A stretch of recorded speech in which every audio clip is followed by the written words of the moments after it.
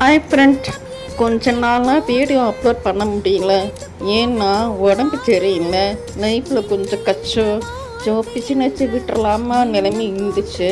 ஆனால் எனக்கு சாரி ப்ரிப்பீட்டிங் ஆர்டர்னு கண்டினியூவாக வருது.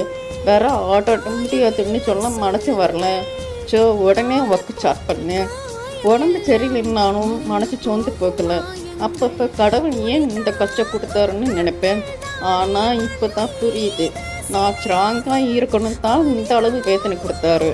ஆனால் என்னை கைவிடலை. நான் வீவேன் என்று நினைத்தாயோ மீண்டும் வருவேன். நீங்கள் எல்லாரும் உங்கள் கஷ்டத்தோட கீப்பப் பண்ணாமல் ஸ்ட்ராங்காக இருங்க.